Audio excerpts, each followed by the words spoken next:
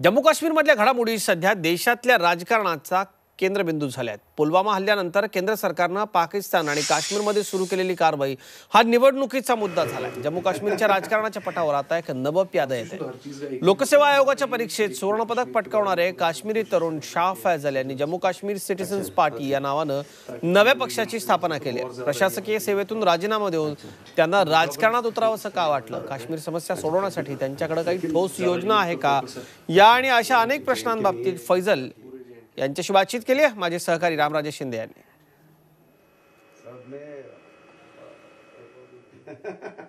जम्मू काश्मीरच्या राजकारणामध्ये आणखीन एक नवीन पार्टी आलेली आहे आणि या पार्टीचे नेतृत्व करता आहेत तरुण आणि युवा शाह फैजलजी. त्यांच्याकडून जाणून घेऊयात की ही पार्टी स्थापन करण्याची गरज का पडली, राजकारणामध्ये त्यांना यापूर्वीची सेवा सोडून का यावं लागलं, IAS ची एक महत्वाची सेवा जी होती ती का सोडावी लागली. शाह जी, आपका जी 24 तास में स्वागत है. Thank you. अच्छा, मुझे एक बात बताइए कि आप राजनीति में जो भी लोग हम देख रहे हैं अभी जा रहे हैं और 2014 के बाद तो बहुत ही अलग आयाम आ चुका है, तो आपको खुद नई पार्टी बनाने का क्यों दिमाग में आया है? यहाँ प्रॉब्लम ये है हमारी जम्मू एंड कश्मीर में कि बड़ा पॉलिटिकल वैक्यूम है यहाँ पे.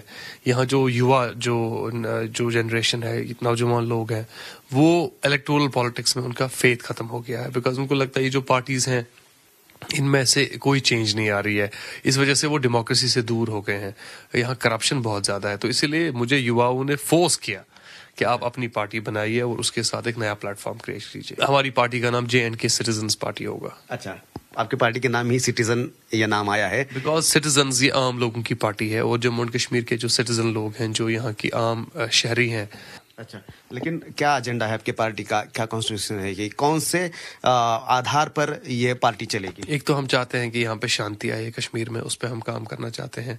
हम रिजन्स को जोड़ना चाहते हैं. यहाँ पे डिफरेंट रिलीजन्स के लोग रहते हैं. यहाँ कश्मीरी पंडित रहता है, मुस्लिम रहता है, लद्दाखी बोधी रहता है, डोगरा रहता है. उन सब लोगों को जोड़ना हमारा काम है.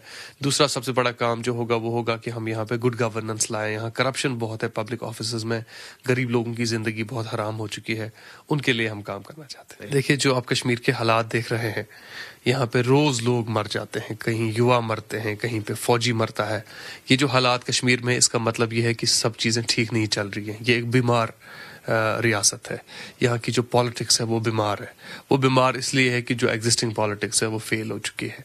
इसलिए नया डॉक्टर लाना, नई मेडिसिन लाना बड़ा जरूरी है. कि जब लड़के हाथ में पत्थर लेते हैं हम समझ सकते हैं, लेकिन जब लड़कियां हाथ में पत्थर लेती है तो ये सोसाइटी में थोड़ा सा एक अलग सा माहौल. देखिए, यही मैं आपको कह रहा हूँ कि यहाँ पे ये रियासत जिस तरह से हमारी स्टेट के जो हालात बने हैं कुछ टाइम से, आप लड़कियों की बात करें, यहाँ पे बच्चे पत्थर उठा रहे हैं. यहाँ पे जो हमारा पढ़ा लिखा नौजवान है, PhD करके बच्चा जो है वो आर्म्ड वायलेंस की ओर जाता है. बिकॉज यहाँ का जो पॉलिटिकल वैक्यूम क्रिएट हुआ है उस वजह से यहाँ एक माहौल बना है जिसमें डेमोक्रेसी खत्म हो चुकी है. यहाँ पे लोगों को जस्टिस नहीं मिल रही है. यहाँ पे यूथ के लिए नौकरियां जब लगती हैं उनमें चोरियां होती हैं, अपॉइंटमेंट्स होती हैं उनमें रिश्तेदार पॉलिटिशियन अपने लगाते हैं, ठेके लगते हैं उनमें बदमाशियां होती हैं.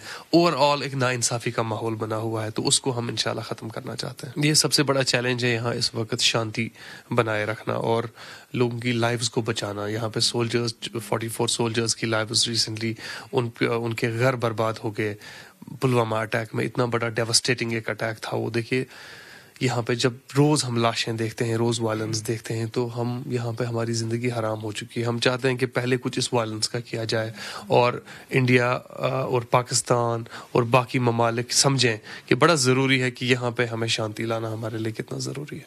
अच्छा, शांति लाने के लिए सरकार ने अभी कुछ दिनों में कदम भी उठाए, सेपरेटिस्ट के खिलाफ हो या फिर जमात इस्लामी हिंद के खिलाफ हो. किस तरह से देखते हैं आप इसको? देखिए, मैं मानता हूँ कि यहाँ पे पॉलिसी जो है ना कश्मीर के बारे में, जो हमें लगता है छोटी छोटी चीज़ें हैं, हमें लगता है हम इन 5 लोगों को जेल भर देंगे उसके बाद हमारे यहाँ पे शांति आ जाएगी. लेकिन यहाँ पे शायद भाईचारे से शांति आ सकती है, यहाँ पे बात करने से शांति आ सकती है. क्या यहाँ पे एजुकेशन के बारे में करना चाहिए? एजुकेशन के बारे में ये हमारा कहना यहाँ पे है कि गवर्नमेंट स्कूल्स में जो बच्चे पढ़ते हैं उनकी हालत बड़ी ख़राब है गवर्नमेंट स्कूल्स की, और ये जो गरीब से गरीब तबका गवर्नमेंट स्कूल में पढ़ता है उसको बेहतर करने की बड़ी ज़रूरत है। 35A के बारे में क्या सोचते हैं आप? क्योंकि यहाँ पे जब भी हम 2 दिन से देख रहे हैं कि सिर्फ कोर्ट में केस आएगी ऐसे सुना है, तो 2 दिन यहाँ पे बंद हो गया है, जबकि केस आया भी नहीं। देखिए, देश के बाकी लोगों को ये बताया गया है कि ये आर्टिकल 370 और आर्टिकल 35A पता नहीं ऐसी कोई चीज़ें हैं जिनकी वजह से देश और कश्मीर के बीच में डिस्टेंस है। देखिए, अगर आप हमारे संविधान को देखेंगे, कॉन्स्टिट्यूशन को देखेंगे, पिछले 70 साल में से ये जो आर्टिकल्स हैं, ये इन्होंने एक ब्रिज का काम किया है, ये एक पुल की तरह है। और लॉ के जो पॉइंट्स होते हैं आपको पता है, पुल ही रहना चाहिए। आप पुल को बंद करेंगे वहां पे, अगर आप पुल को तोड़ देते हैं तो फिर आपका उसके साथ राब्ता खत्म हो जाता है। अगर आप पुल को काट के वहां से रास्ता निकालते हैं तो वहां पे फिर उसके बदले में दरिया बंद हो जाता है, तो उससे भी प्रॉब्लम हो जाती है। तो ये जो कोशिशें की जा रही है 35A और 370 को हटाने की, ये नासमझी की वजूहत है। इसको कॉन्स्टिट्यूशन को जो लोग समझ नहीं पाते हैं, गवर्नमेंट ऑफ इंडिया और जम्मू एंड कश्मीर गवर्नमेंट के बीच के रिश्ते को जो समझ नहीं पाते हैं, वो ज्यादा कोशिश करते हैं कि इन आर्टिकल्स को हटाया जाए और कश्मीर में हालात खराब किए जाए। 2014 से पहले के हालात और 5 साल के हालात किस तरह से देखते हैं कश्मीर को? देखिए, कश्मीर पिछले 5 साल में बर्बाद हो चुका है और इसमें कोई दो राय नहीं है। यहाँ पे जो हमने किलिंग्स का जो रेट देखा वो बहुत ज़्यादा हमने देखा। सोल्जर्स की किलिंग्स हुई, यहाँ के नौजवानों की किलिंग्स हुई, सिविलियंस मर गए, बहुत ज़्यादा मर गए।